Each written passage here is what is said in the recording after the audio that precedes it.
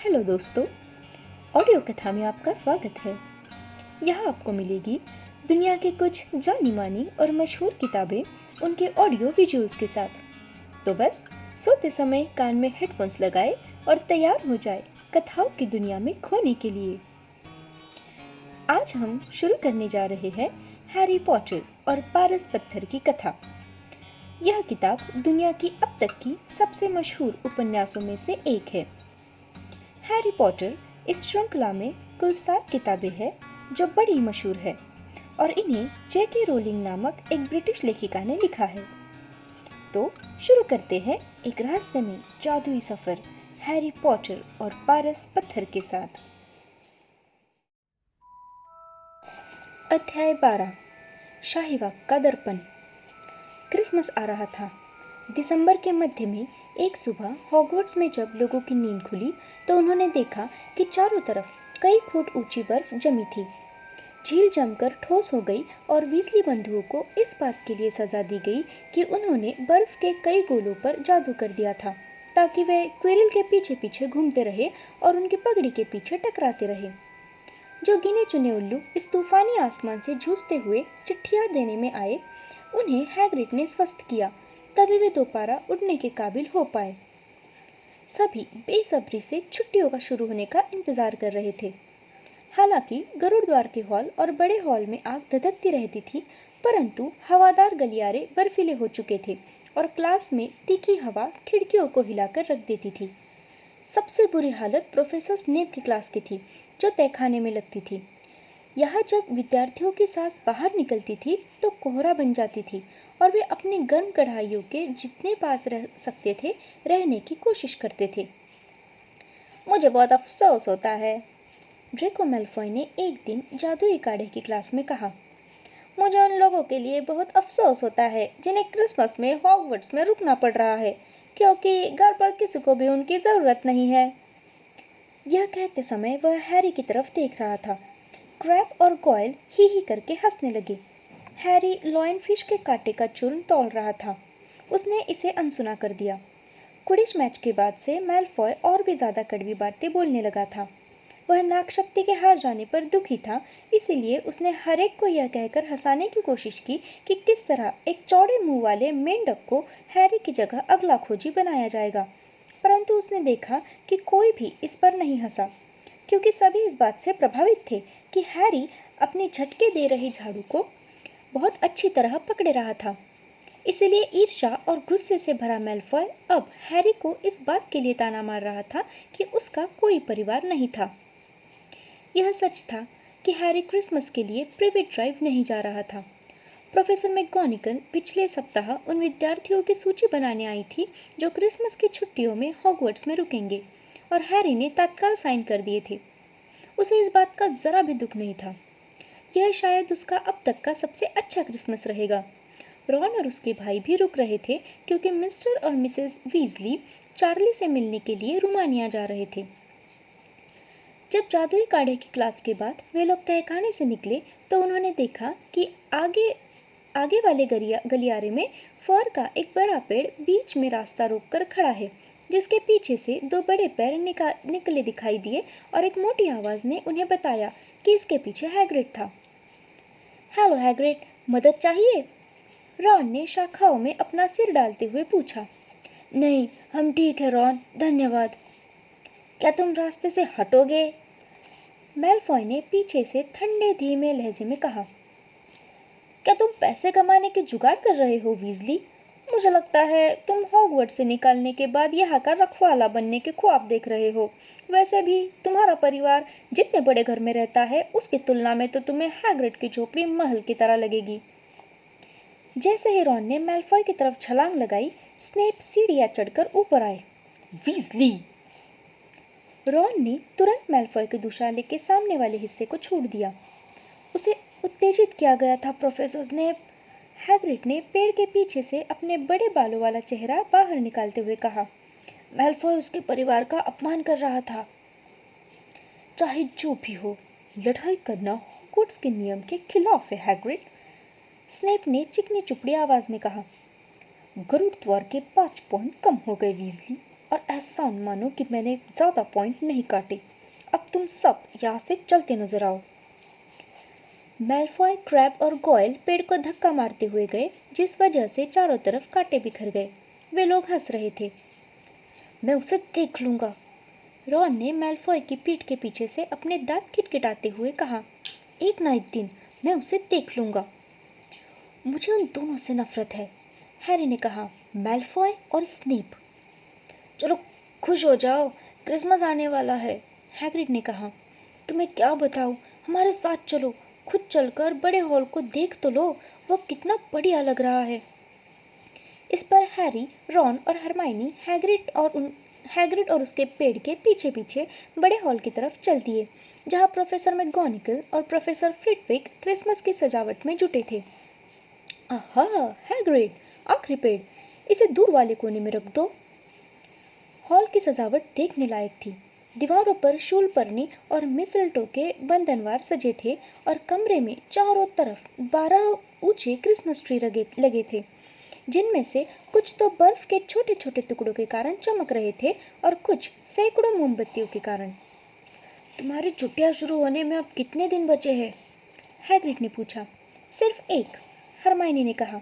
और इससे मुझे याद आया, हैरी, रॉन, लंच से पहले हमारे पास आधा घंटा है, हमें लाइब्रेरी में होना चाहिए। अरे हाँ, तुम ठीक कह रही हो, रॉन ने अपनी आंखों को प्रोफेसर फ्लिटविक से हटाते हुए कहा, जो छड़ी से सुनहरे बुलबुले निकालकर उन्हें नए पेड़ की डालों पर सजा रहे थे। लाइब्रेरी, हैग्रिड ने हॉल के बाहर उनके पीछे आते हुए कहा। छुट्टियों के ठीक पहले पढ़ने के लिए बहुत उतावले हो क्यों? अरे, हम लोग पढ़ नहीं रहे हैं, हैरी ने उसे उत्साह से बताया। जब से तुमने निकोलस फ्लेमेल के बारे में बताया है, तभी से हम यह पता लगाने की कोशिश कर रहे हैं कि वह कौन है। क्या? हैग्रिड को जैसे जोरदार झटका लगा। सुनो, हमने तुम्हें जो बताया है उसे भूल जाओ। तुम्हें इससे कोई मतलब नहीं होना चाहिए कि कुत्ता किस चीज़ की रखवाली कर रहा है। हम तो सिर्फ यह जानना चाहते हैं कि निकोलस फ्लेमेल कौन है, बस इतना ही, हरमाइनी बोली। बशर्ते तुम हमें यह बताकर हमारी मेहनत न बचा दो, हैरी ने जोड़ा। हम पहले ही सैकड़ों किताबें छान चुके हैं और हमें इसका नाम कहीं नहीं मिला। बस हमें थोड़ा सा सुराग दे दो। मैं जानता हूँ, मैंने उसका नाम कहीं पर पढ़ा है। हम कुछ नहीं बताएंगे, हैग्रिड ने साफ जवाब दिया। तब तो हमें खुद ही यह खोजना पड़ेगा, रॉन ने कहा, और हैग्रिड को बेचैन हालत में छोड़कर वे तेजी से लाइब्रेरी की तरफ चल दिए। जब से हैग्रिड के मुंह से उसका नाम गलती से निकला था, तब से वे सचमुच किताबों में फ्लेमेल का नाम खोज रहे थे, क्योंकि इसके सिवाय किसी और तरीके से उन्हें यह कैसे मालूम पड़ सकता था कि स्नेप किस चीज़ को चुराने की कोशिश कर रहा था। समस्या यह थी कि यह जानना बहुत मुश्किल था कि कहाँ से शुरू किया जाए, क्योंकि वे यह नहीं जानते थे कि किताब में अपना नाम लाने के लिए फ्लेमेल ने किया क्या था। उसका नाम 20वीं सदी के महान जादूगर या हमारे समय के उल्लेखनीय जादुई नाम में नहीं था। उसका नाम महत्वपूर्ण आधुनिक जादुई खोजे और जादूगरी में आधुनिक विकास का अध्ययन में भी नहीं मिला। और फिर जाहिर है, लाइब्रेरी का आकार भी एक समस्या थी। इसमें लाखों किताबें, हजारों शेल्फ, सैकड़ों संकरी लाइनें थी। हरमाइनी ने उन विषयों और शीर्षकों की सूची निकाली जिन्हें देखने का उसने फैसला किया। रॉन किताबों की एक लाइन में गया और यूं ही किसी भी शेल्फ से किताबें निकालकर देखने लगा। हैरी उस हिस्से की तरफ टहलता हुआ गया जहाँ जाना मना था। वह कुछ समय से यह सोच रहा था कि कहीं फ्लेमेल का नाम यहाँ तो नहीं है। दुर्भाग्य से इन किताबों को देखना मना था। इन्हें देखने के लिए आपको किसी टीचर की खास तौर पर साइन की हुई पर्ची की ज़रूरत थी, और वह जानता था कि उसे ऐसी पर्ची कभी नहीं मिलेगी। इन किताबों में बहुत ताकतवर काला जादू था जो हॉगवर्ट्स में नहीं पढ़ाया जाता था।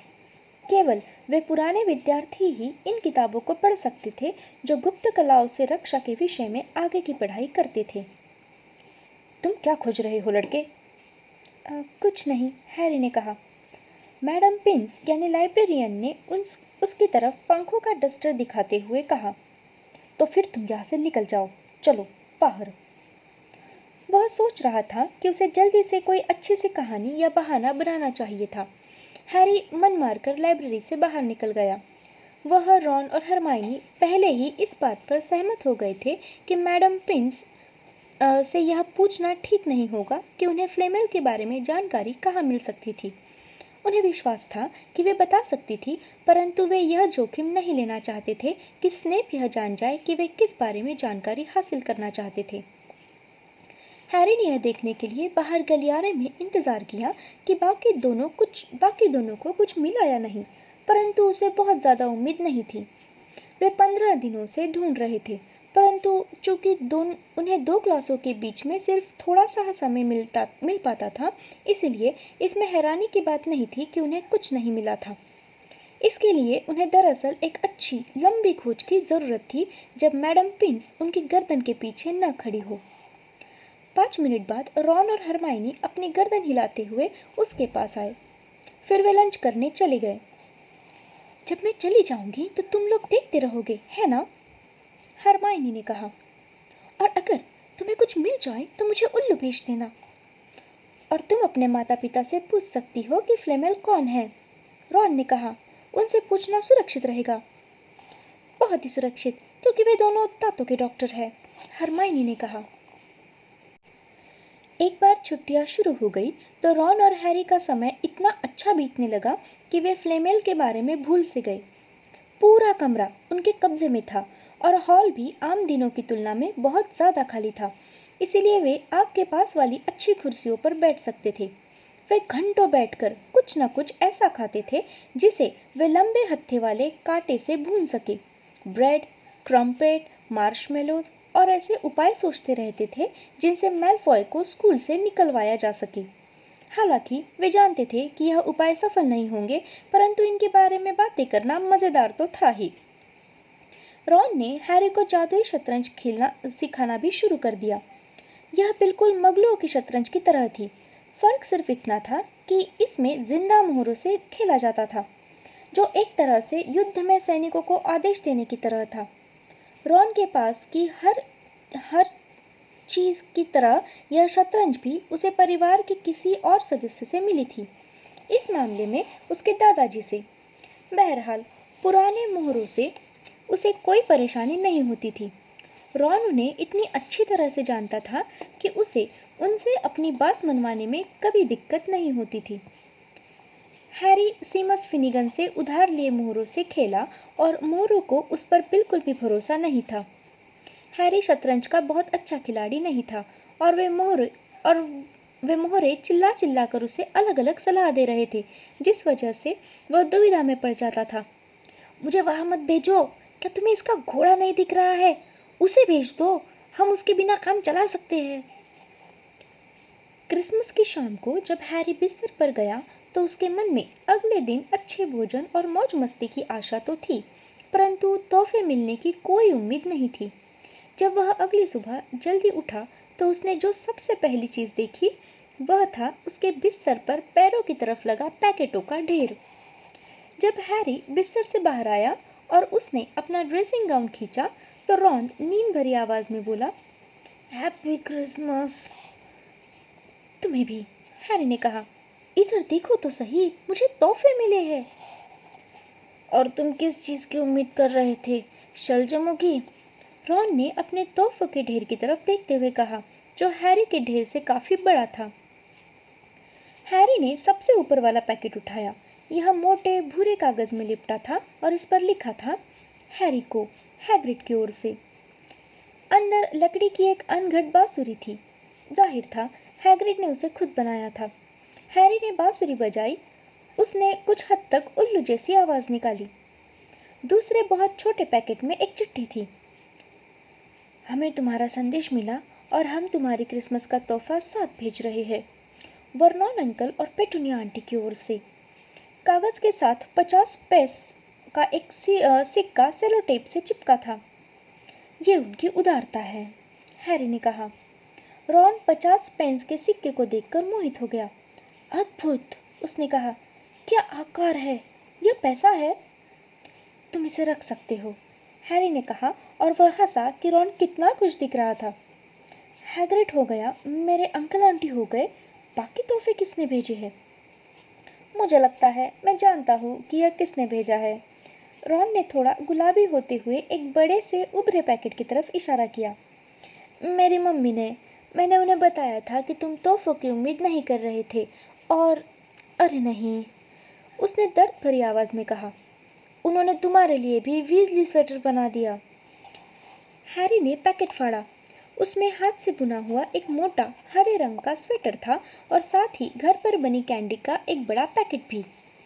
हर साल वे हम लोगों के लिए स्वेटर बनाती है, रॉन ने अपना पैकेट खोलते हुए कहा, और मेरा हमेशा मैरून रंग का होता है। तुम्हारी मम्मी सचमुच बहुत अच्छी है, हैरी ने कैंडी चखते हुए कहा, जो बहुत स्वादिष्ट थी। उसके अगले तोहफे में भी मिठाइयाँ थीं।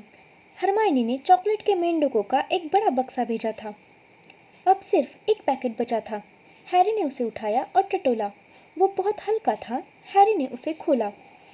कोई पानी जैसी और चांदी जैसी भूरी चीज़ फिसलकर फर्श पर गिर गई और चमकने लगी। रॉन के मुंह से आ निकली। मैंने इनके बारे में सुना है, उसने बहुत धीमी आवाज़ में कहा और हर स्वाद की टॉफ़ियों का अपना पैकेट गिरा दिया जो हरमाइनी ने उसे भेजा था। अगर यह वही है जो मैं सोच रहा हूँ, तो यह सचमुच दुर्लभ है और सचमुच कीमती भी। ये क्या है? हैरी ने उस चमकते चांदी जैसे कपड़े को फर्श से उठाया। उसे छूना अजीब सा एहसास था, जैसे पानी को ठोस कपड़े में बुना दिया गया हो। यह अदृश्य चोगा है। रॉन के चेहरे पर आश्चर्य के भाव थे। मुझे विश्वास है यह वही है, पहन कर देखो। हैरी ने चोगे को अपने कंधों के चारों तरफ डाला और रॉन की चीख निकल आई। वही है, नीचे देखो। हैरी ने अपने पैरों की तरफ देखा, परंतु वे गायब हो गए थे। वह दर्पण की तरफ भागा। उसका प्रतिबिंब उसे दिख रहा था, परंतु उसे सिर्फ अपना सिर बीच हवा में लटका दिखा। बाकी का शरीर अदृश्य हो गया था। उसने चोगे को अपने सिर पर भी खींच लिया और अब दर्पण में उसका प्रतिबिंब नहीं दिख रहा था। इसके साथ एक चिट्ठी भी है, रॉन ने अचानक कहा। यह चिट्ठी इससे निकल कर गिरी है। हैरी ने चोगा उतारा और चिट्ठी उठा ली। छोटी गोल लिखावट में, जिसे उसने पहले कभी नहीं देखा था, यह शब्द लिखे थे, तुम्हारे डैडी मरने से पहले इसे मेरे पास छोड़ गए थे। अब वक्त आ गया है कि यह तुम्हें लौटा दिया जाए। ध्यान से इस्तेमाल करना। बहुत सुखद क्रिसमस की मुबारकबाद। इसके नीचे किसी ने साइन नहीं थी। हैरी ने चिट्ठी को घूरा। रॉन चोगे को हसरत भरी निगाहों से देख रहा था। मैं इसके लिए कुछ भी दे सकता हूँ, उसने कहा। कुछ भी। क्या हुआ? कुछ नहीं, हैरी ने कहा। उसे बहुत अजीब लग रहा था।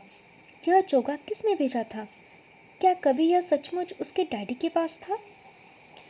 इससे पहले कि वह कुछ और कह या सोच पाता, कमरे का दरवाज़ा खुल गया और जॉर्ज और फ्रेड वीजली थरथराते हुए अंदर घुस आए। हैरी ने तत्काल चोगे को छुपा दिया। वह इसे किसी और को नहीं दिखाना चाहता था, कम से कम इस वक्त तो नहीं। क्रिसमस मुबारक हो। अरे देखो तो सही, हैरी को भी वीजली स्वेटर मिला है। फ्रेड और जॉर्ज नीले स्वेटर पहने थे, जिनमें से एक पर बड़े पीले अक्षर में एफ लिखा था और दूसरे पर बड़ा पीला जी बना था। हैरी का हम सबसे अच्छा है, फ्रेड ने हैरी का स्वेटर उठाकर कहा। जाहिर है कि वे तब अधिक मेहनत करती है जब आप परिवार के न हो। तुमने अपना स्वेटर क्यों नहीं पहना, रॉन? जॉर्ज ने पूछा। चलो इसे पहनो, यह बहुत अच्छा और गर्म है। मैरून रंग से मुझे नफरत है, रॉन ने अधूरे मन से दर्द भरी आवाज में कहा और स्वेटर पहन लिया। तुम्हारे स्वेटर पर कोई अक्षर नहीं लिखा है, जॉर्ज ने देखते हुए कहा। उन्हें लगता है कि तुम अपना नाम नहीं भूलोगे, परंतु हम बेवकूफ़ नहीं हैं। हम जानते हैं कि हमारे नाम ग्रेट और फोर्ज है। इतना शोर क्यों हो रहा है? पर्सी वीजली दरवाजे में अपना सिर घुसाए खड़ा था और शिकायत भरे अंदाज में देख रहा था। जाहिर था कि वह अपने तोहफों को खोलते खोलते बीच में ही आ गया था, क्योंकि उसके हाथ में भी एक स्वेटर था जिसे फ्रेड ने पकड़ लिया। पी यानी परफेक्ट। इसे पहनो पर्सी। चलो, हम सभी अपने स्वेटर पहने हैं, यहाँ तक कि हैरी को भी एक स्वेटर मिला है। मैं नहीं चाहता, पर्सी ने कहा, परंतु वीजली बंधुओं ने स्वेटर को उसके सिर में जबरदस्ती डाल दिया और इस कोशिश में उसका चश्मा खिसक गया। और तुम आज प्रीफिट्स के साथ नहीं बैठोगे? जॉर्ज ने कहा। क्रिसमस परिवार के साथ बैठने का दिन होता है। वे लोग पर्सी के हाथ पीछे बांधकर उसे धकेलते हुए कमरे से बाहर ले गए। पर्सी की बाहें स्वेटर में फंसी थी। हैरी ने पूरी जिंदगी में ऐसा क्रिसमस डिनर कभी नहीं खाया था।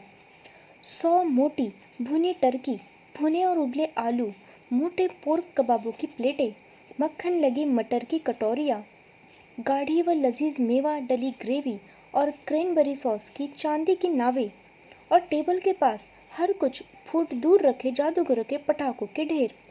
यह अद्भुत पटाखे कमज़ोर मगलू पटाखों की तरह नहीं थे जिन्हें डर्सली परिवार आमतौर पर खरीदता था, जिनमें छोटे प्लास्टिक के खिलौने और पतले कागज़ के हैट होते थे। हैरी ने फ्रेड के साथ जादूगरों का एक पटाखा जलाया, जिसने सिर्फ आवाज़ ही नहीं की बल्कि तोप के गोले की तरह तेज़ आवाज़ करता हुआ गया और उन सभी को नीले धुएं के बादल में लपेट लिया। जबकि इसके अंदर से धमाके के साथ रियर एडमिरल का हैट निकला और कुछ जिंदा सफ़ेद चूहे बाहर आए।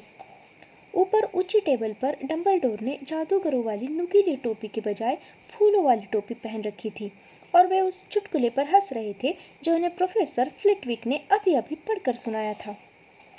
टर्की के बाद सुलगती हुई क्रिसमस पुडिंग्स आई। पर्सी को स्लाइस के अंदर एक चांदी का सिकल छुपा था, जिसकी वजह से उसके दांत टूटते टूटते बचे।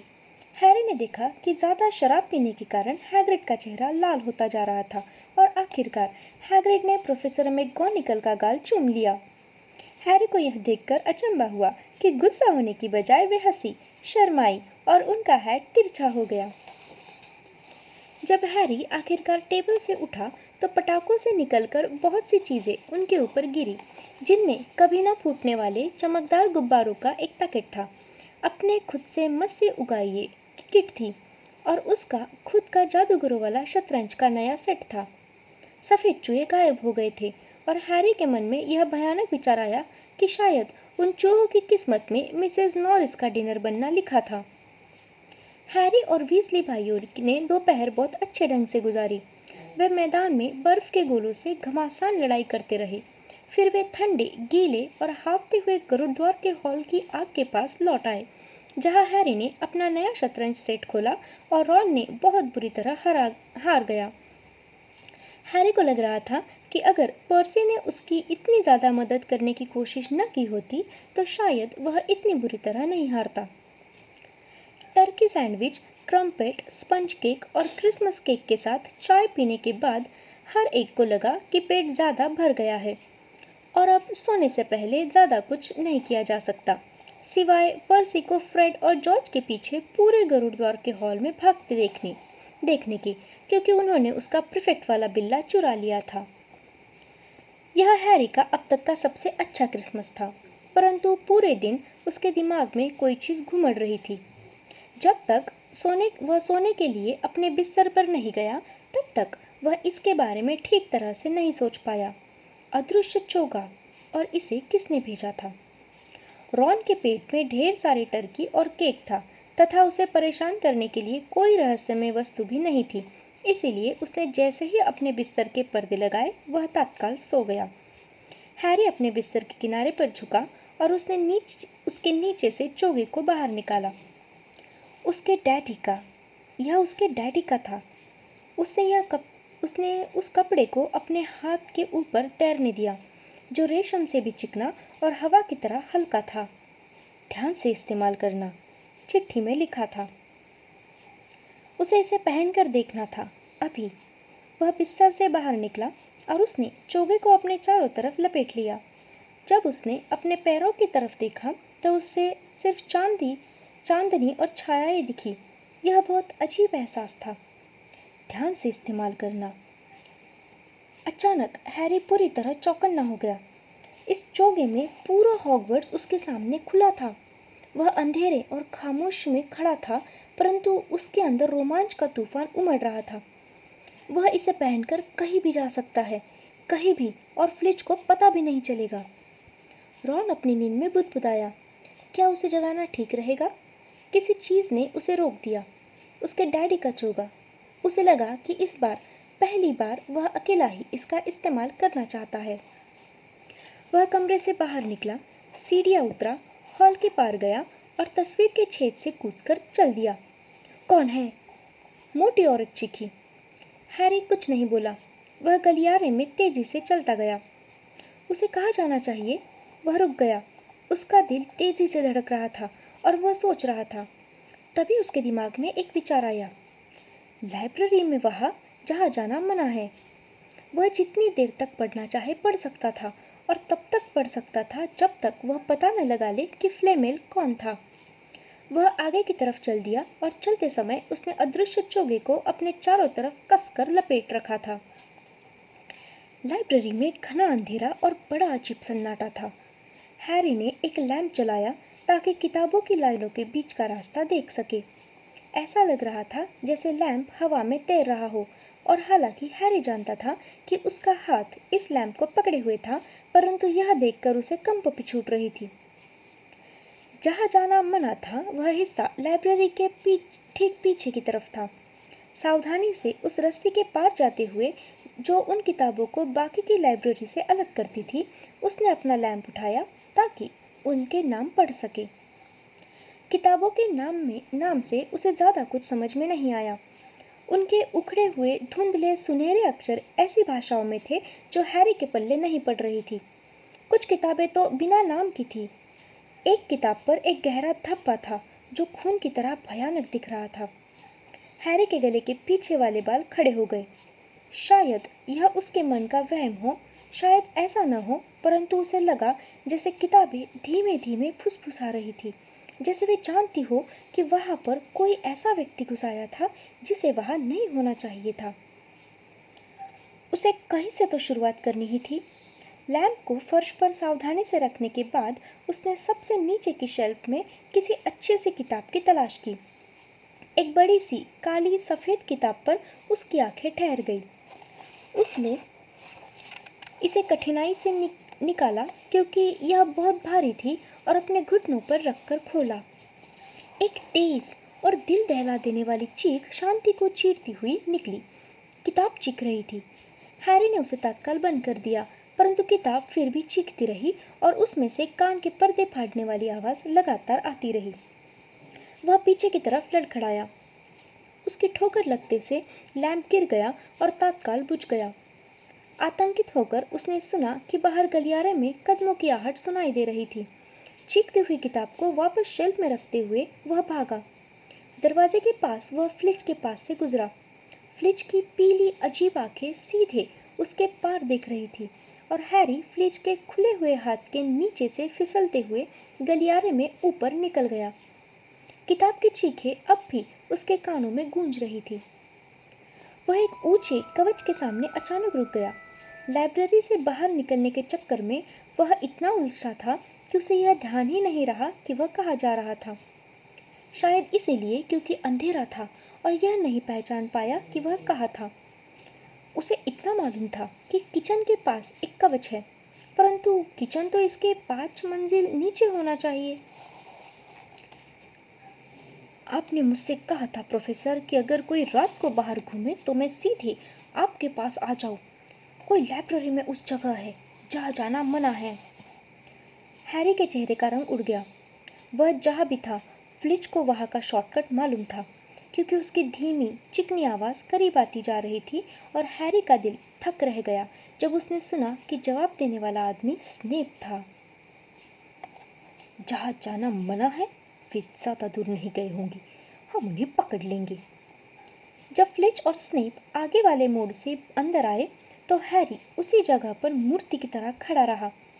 यह सच था कि वे उसे देख नहीं सकते थे, परंतु गलियारा बहुत संकरा था और अगर वे लोग ज़्यादा करीब आए तो वे सीधे उससे टकरा जाएंगे। चोगे के बावजूद उसका शरीर ठोस तो था ही। वह जितनी शांति से पीछे हट सकता था हटा। उसके बाईं तरफ एक दरवाज़ा थोड़ा खुला था। यह उसकी इकलौती आशा थी। वह सिकुड़कर इसके अंदर घुस गया। उसने अपनी सांस रोक कर रखी थी और वह कोशिश कर रहा था कि दरवाज़ा न हिले। उसे बहुत राहत मिली जब वह बिना आवाज़ किए कमरे में भीतर घुसने में कामयाब हो गया। स्नेप और फ्लिच सीधे निकल गए। हैरी दीवार से टिककर गहरी सांसें लेने लगा और उनके कदमों की दूर होती आहट सुनता रहा। वह बाल बाल बचा था, बिल्कुल बाल बाल बचा था। कुछ सेकंड बाद ही वह इस स्थिति में आया कि यह देख सके कि वह जिस कमरे में छुपा था वो कौन सा कमरा था। यह ऐसा क्लासरूम दिख रहा था जिसका इस्तेमाल अब नहीं होता था। दीवारों से डेस्क और कुर्सियों के अंधेरे आकार टिके हुए थे और रद्दी कागज़ों की बाल्टी उल्टी रखी थी, परंतु उसके सामने दीवार से एक ऐसी चीज़ टिकी थी जो यहाँ की नहीं लग रही थी। ऐसा लग रहा था जैसे किसी ने इसे सिर्फ रास्ते से हटाने के लिए यहाँ पर रख दिया था। यह एक शानदार दर्पण था, छत जितना ऊंचा। इस पर सोने का फ्रेम था और यह 2 पंजों पर खड़ा था। इसके ऊपर एक वाक्य लिखा था, हु ताखादी शहीवाख किप आही नरा चहे काप आमे। अब चूंकि फ्लिच और स्नेप की आवाज़ आना बंद हो गई थी, इसीलिए उसका डर कम होने लगा। हैरी दर्पण के करीब आया। वह खुद का प्रतिबिंब देखना चाहता था, परंतु उसे एक बार फिर कोई प्रतिबिंब नहीं दिखा। वह इसके सामने खड़ा हो गया। उसे अपनी चीख रोकने के लिए मुंह पर हाथ रखना पड़ा था। वह पीछे घूमा। उसका दिल अभी जितनी तेजी से धड़क रहा था, उतनी तेजी से तो यह तब भी नहीं धड़का था जब वो किताब चीखी थी, क्योंकि दर्पण में वह अकेला नहीं था, बल्कि उसके पीछे बहुत से लोग खड़े थे। परंतु कमरा खाली था। तेज तेज सांसें लेते हुए वह धीमे से एक बार फिर दर्पण की तरफ मुड़ा। उसका प्रतिबिंब इसमें दिखाई दे रहा था, सफ़ेद और डरा हुआ। और वहाँ ठीक उसके पीछे कम से कम 10 और लोगों के प्रतिबिंब थे। हैरी ने फिर अपने कंधे के पीछे देखा, परंतु अब भी वहाँ कोई नहीं दिख रहा था। क्या वे लोग भी अदृश्य थे? क्या सचमुच वह अदृश्य लोगों से भरे कमरे में था? और क्या इस दर्पण का जादू यह था कि यह सबका प्रतिबिंब दिखाता था, चाहे वह अदृश्य हो या ना हो? उसने दोबारा दर्पण में देखा। उसके प्रतिबिंब के ठीक पीछे खड़ी एक महिला उसकी तरफ देखकर मुस्कुरा रही थी और हाथ हिला रही थी। उसने अपना हाथ पीछे की तरफ बढ़ाया, पर उसका हाथ सिर्फ हवा से टकराया। अगर वह महिला सचमुच वहाँ होती तो यह बात तय थी कि वह उसे छू लेता, क्योंकि उसके प्रतिबिंब बहुत पास पास थे। परंतु उसने सिर्फ हवा को महसूस किया, यानी वह और बाकी लोग सिर्फ दर्पण में ही मौजूद थे। वह बहुत सुंदर महिला थी। उसके गहरे लाल बाल थे और उसकी आंखें बिल्कुल हैरी की तरह, मेरी तरह है, हैरी ने सोचा। और वह दर्पण के थोड़ा और करीब खिसक गया।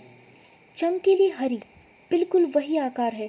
परंतु फिर उसने देखा कि वह रो रही थी, मुस्कुरा रही थी, परंतु साथ में रो भी रही थी। उसके पास खड़े लंबे पतले काले बालों वाले आदमी ने उसके चारों तरफ अपनी बाहें लपेट रखी थी। वह चश्मा पहने था और उसके बाल बहुत उलझे हुए थे, जो पीछे की तरफ चिपके भी थे, जैसे हैरी के थे। हैरी अब दर्पण के इतने करीब आ गया था कि उसकी नाक लगभग उसके प्रतिबिंब को छू रही थी। मम्मी, वह फुसफुसाया। डैडी? वे सिर्फ उसकी तरफ मुस्कुराते हुए देख रहे थे। धीरे धीरे हैरी ने शीशे में बाकी लोगों के चेहरे देखे और उसे अपने जैसी हरी आंखें, अपने जैसी नाक की कई जोड़ियां दिखी। एक नाटा बूढ़ा आदमी तो ऐसा था जिसके घुटने हैरी की तरह गांठदार थे। जिंदगी में पहली बार हैरी अपने परिवार को देख रहा था। पॉटर परिवार मुस्कुराया और उन्होंने हैरी की तरफ हाथ हिलाया। वह उनकी तरफ भूखी निगाहों से देखता रहा। उसके हाथ दर्पण पर टिके थे, जैसे उसे लग रहा हो कि वह इसमें अंदर घुसकर उन्हें छू सकता था। उसके भीतर दर्द की तेज लहर उठ रही थी, जिसमें आधी खुशी और आधा दुख था, बहुत भयानक दुख। उसे नहीं मालूम वह वहाँ कितने देर तक खड़ा रहा। प्रतिबिंब गायब नहीं हुए और वह देखता रहा, एकटक देखता रहा, जब तक कि दूर से आती एक आवाज़ उसे फिर से होश में नहीं ले आई। वह यहाँ पर अब और नहीं रुक सकता, उसे वापस अपने बिस्तर पर जाना चाहिए। उसने अपनी माँ के चेहरे से अपनी आंखें हटाई और फुसफुसाया, मैं फिर आऊँगा, और तेजी से कमरे से बाहर निकल गया। तुम मुझे भी तो जगा सकते थे, रॉन ने चिढ़कर कहा। तुम आज रात चल सकते हो, मैं दोबारा जाने वाला हूँ। मैं तुम्हें दर्पण दिखाना चाहता हूँ। मैं तुम्हारे मम्मी डैडी को देखना चाहूँगा, रॉन ने उत्सुकता से कहा। और मैं तुम्हारे परिवार, पूरे विज़ली परिवार को देखना चाहूँगा। तुम मुझे अपने भाई और बहन सब लोग दिखा सकते हो। तुम उन लोगों से कभी मिल भी सकते हो। बस गर्मियों में मेरे घर पर आ जाओ। वैसे हो सकता है कि शायद यह दर्पण सिर्फ उन्हीं को दिखाता हो जो मर चुके हैं। हालांकि फ्लेमेल का पता न लगना बड़ी बुरी बात है। थोड़ा सा बेकन या कोई और चीज़ ले लो। तुम कुछ खा क्यों नहीं रहे हो? हैरी से कुछ नहीं खाते बन रहा था। उसने अपनी मम्मी डैडी को देख लिया था और वह आज रात उन्हें दोबारा देखने जा रहा था। वह फ्लेमेल को लगभग भूल चुका था। अब यह काम उसे उतना ज़्यादा महत्वपूर्ण नहीं लग रहा था। अब उसे कोई फ़र्क नहीं पड़ता था कि 3 सिर वाला कुत्ता किस चीज़ की रखवाली कर रहा था, और अगर स्नेप उसे चुरा भी ले तो भी क्या फ़र्क पड़ता था। तुम ठीक तो हो? रॉन ने कहा। तुम अजीब दिख रहे हो। हैरी को सबसे ज़्यादा डर इस बात का था कि वह दर्पण वाले कमरे को दोबारा नहीं ढूंढ पाएगा। चूँकि चोगे में रॉन भी लिपटा था, इसीलिए उन्हें पिछली रात की तुलना में धीमे चलना पड़ा। उन्होंने लाइब्रेरी से हैरी के रास्ते को खोजने की कोशिश की और वे लगभग 1 घंटे तक अंधेरे गलियारों में भटकते रहे। ठंड के मारे मेरी कुल्फी जम रही है, रॉन ने कहा। दर्पण को छोड़ो और वापस चलो। नहीं, हैरी ने फुफकारते हुए कहा। मैं जानता हूँ, वह यही कहीं पर है। वे एक लंबी जादूगरनी के भूत के पास से गुजरे जो दूसरी दिशा में जा रही थी, परंतु उसके अलावा उन्हें कोई भी नहीं दिखा। जब रॉन कह रहा था कि उसके पैर ठंड के मारे सुन्न होने लगे थे, तभी हैरी को वो कवच दिख गया। यही, बस यही। हाँ। उन्होंने दरवाज़ा खोलने के लिए इसे धक्का दिया। हैरी ने अपने कंधों से चोगा हटाया और दर्पण की तरफ भागा। उसका परिवार वही था। उसके मम्मी डैडी उसे देखते ही खुशी से मुस्कुराए। देखो, हैरी फुसफुसाया। मुझे कुछ नहीं दिख रहा, रॉन ने जवाब दिया। देखो, उन लोगों को देखो, बहुत सारे लोग हैं। मुझे सिर्फ तुम दिख रहे हो। इसमें ठीक से देखो। चलो, जहाँ मैं खड़ा हूँ वहाँ खड़े होकर देखो। हैरी एक तरफ हट गया। चूँकि अब रॉन दर्पण के सामने खड़ा हो गया, इसीलिए अब हैरी को अपना परिवार नहीं दिख रहा था। उसे सिर्फ उन्हीं पायजामा पहने रॉन दिख रहा था। रॉन अपने प्रतिबिंब को मंत्रमुग्ध नज़रों से एकटक देख रहा था। मेरी तरफ देखो, उसने कहा। क्या तुम अपने सारे परिवार को अपने चारों तरफ खड़े देख सकते हो? नहीं, मैं अकेला हूँ, परंतु मैं थोड़ा अलग हूँ। मैं थोड़ा बड़ा हो गया हूँ और मैं हेड बॉय हूँ। क्या? मैं उस तरह का बिल्ला लगाए हूँ जैसा बिल लगाया करता था। मेरे हाथ में हाउस कप और क्विडिच कप है। मैं क्विडिच का कप्तान भी हूँ। रॉन ने इस अद्भुत दृश्य से अपनी आंखें हटाते हुए हैरी की तरफ रोमांचित भाव से देखा। क्या तुम्हें लगता है कि यह दर्पण भविष्य दिखाता है? यह कैसे दिखा सकता है? मेरा परिवार मर चुका है। मुझे एक बार और देखने दो। तुमने कल पूरी रात दर्पण देखा है, मुझे थोड़ी देर और देखने दो। तुम्हारे साथ में सिर्फ क्विडिच कप है, इसमें क्या खास बात है? मैं अपनी मम्मी डैडी को देखना चाहता हूँ। मुझे धक्का मत दो। बाहर के गलियारे से अचानक एक आवाज़ आई, जिससे उनकी बहस बंद हो गई। उन्हें इस बात का एहसास नहीं था कि वे कितनी जोर जोर से बोल रहे थे। जल्दी! रॉन ने फुर्ती से अपनी ओर हैरी के ऊपर चोगा फेंका ही था कि तभी मिसेस नॉरिस की चमकती आंखें दरवाजे पर नजर आई। रॉन और हैरी चुपचाप खड़े खड़े एक ही बात सोच रहे थे। क्या यह चोगा बिल्लियों पर भी काम करता है? ऐसा लगा जैसे एक युग के बाद बिल्ली पलटी और चली गई। अब रुकना खतरे से खाली नहीं है। वह ब्लिच को बुलाने गई होगी। मैं शर्त लगा सकता हूँ कि उसने हमारी आवाज़ें सुन ली थी। चलो। और रॉन ने हैरी को कमरे से बाहर खींच लिया। बर्फ अगली सुबह भी नहीं पिघली। शतरंज खेलोगे हैरी? रॉन ने पूछा। नहीं। तो फिर हम बाहर चले और हैग्रिड से मिलाए? नहीं, तुम चले जाओ। मैं जानता हूँ कि तुम किस बारे में सोच रहे हो हैरी, दर्पण के बारे में। आज की रात मत जाना। क्यों? मैं नहीं जानता, मुझे सिर्फ कुछ खटक खटका लग रहा है। और वैसे भी तुम पहले ही कई बार बाल बाल बच चुके हो। फ्लीच, स्नेप और मिसेस नॉरिस चारों तरफ घूम रहे हैं। इससे क्या फ़र्क पड़ता है कि वे लोग तुम्हें देख नहीं सकते? मान लो वे तुमसे टकरा जाए, या मान लो तुम किसी चीज़ से टकरा जाओ। तुम हरमाइनी की तरह बातें कर रहे हो। मैं सच कह रहा हूँ हैरी, मत जाओ। परंतु हैरी के मन में सिर्फ एक ही विचार था, यही कि वह दर्पण के सामने वापस जाएगा और रॉन उसे ऐसा करने से नहीं रोक सकता था।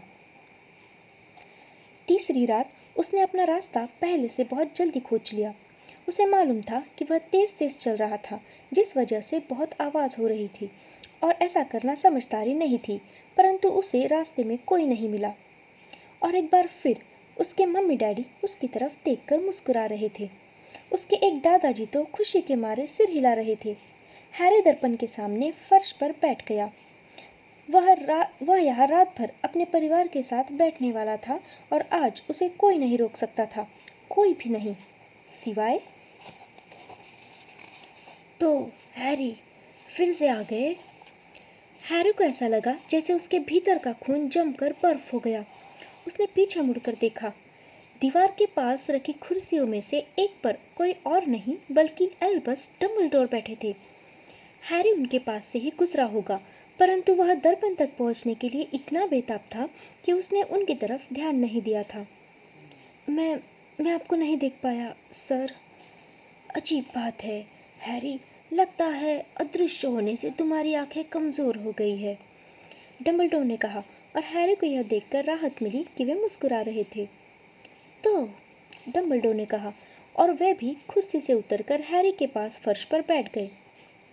तुम्हारे पहले इसे देखने वाले सैकड़ों लोगों की तरह ही तुम पर भी शाहीवाक के दर्पण ने जादू कर दिया है। मैं नहीं जानता था कि इसका यह नाम है, सर, परंतु मुझे उम्मीद है कि अब तक तुम्हें यह एहसास हो गया होगा कि यह क्या करता है। यह यह मुझे मेरा परिवार दिखाता है, और रॉन को दिखाता है कि वह हेड बॉय बन गया है। आपको कैसे मालूम? मुझे अदृश्य होने के लिए किसी चौके की ज़रूरत नहीं है, डम्बलडोर ने धीमे से कहा। अब क्या तुम अंदाज़ा लगा सकते हो कि शाहीवाग का दर्पण हम सबको क्या दिखाता है? हैरी ने अपना सिर इनकार में हिलाया। मैं थोड़ा समझा दूँ। दुनिया का सबसे सुखी आदमी शाहीवाग दर्पण का प्रयोग किसी आम दर्पण की तरह कर सकता है, यानी कि जब वह इसमें देखेगा तो इसमें उसे अपना बिल्कुल वही स्वरूप दिखेगा जो उसका असली स्वरूप है। क्या इससे तुम्हें मदद मिली? हैरी ने सोचा, फिर उसने धीमे से कहा, यह हमें हमारी ख्वाहिश दिखाता है, चाहे हमारी ख्वाहिश जो भी हो। सही भी है और गलत भी, डम्बलडोर ने शांति से कहा। यह हमें हमारे दिल की सबसे प्रबल, सबसे गहरी ख्वाहिश दिखाता है, न उससे अधिक न उससे कम। तुम अपने परिवार से कभी नहीं मिले, इसलिए उन्हें अपने चारों तरफ खड़ा देखते हो। रोनाल्ड वीजली, जो हमेशा अपने भाइयों की छाया में रहा है, अपने आप को अकेला खड़ा देखता है उन सबसे बेहतर स्थिति में। बहरहाल, यह दर्पण हमें न तो ज्ञान देता है, न ही सच्चाई दिखाता है। लोग इसके सामने खड़े होने के बाद बर्बाद हो गए हैं। उन्होंने इसमें जो देखा उससे वे मुक्त हो गए या पागल हो गए, क्योंकि वे नहीं जानते थे कि जो यह दिखा रहा था वह सच था या नहीं, संभव था भी या नहीं। दर्पण को कल नए घर में ले जाया जाएगा हैरी, और मैं चाहूँगा कि तुम दोबारा इसकी तलाश न करो। अगर तुम्हारा कभी इससे दोबारा सामना हो तो तुम अब तैयार रहोगे। सपने देखते रहना और ज़िंदगी जीना भूल जाना कोई अच्छी बात नहीं है, यह बात याद रखना। अब तुम अपने इस शानदार चोगे को वापस पहन लो और बिस्तर पर जाओ। हैरी खड़ा हो गया। सर, प्रोफेसर डम्बलडोर, क्या मैं आपसे कुछ पूछ सकता हूँ? जाहिर है, तुमने अभी अभी पूछ लिया है, डम्बलडोर मुस्कुराए। बहरहाल, तुम मुझसे एक और सवाल पूछ सकते हो। जब आप दर्पण में देखते हैं तो आपको क्या दिखता है? मुझे मुझे मैं देखता हूँ कि मेरे हाथ में मोटे ऊनी मोजे हैं। हैरी देखता रह गया। इंसान के पास कभी पर्याप्त मोजे नहीं रहते, डम्बलडोर ने कहा। एक और क्रिसमस आया और चला गया, लेकिन मुझे किसी ने भी एक जोड़ी मोजे नहीं दिए। लोग मुझे किताबें ही देते रहते हैं। जब हैरी बिस्तर में आ गया, तब जाकर उसे यह एहसास हुआ कि डम्बलडोर शायद पूरी तरह से सच नहीं बोल रहे थे, परंतु स्कैबर्स को अपने तकिए से दूर हटाते हुए उसने सोचा कि यह बहुत व्यक्तिगत सवाल भी तो है।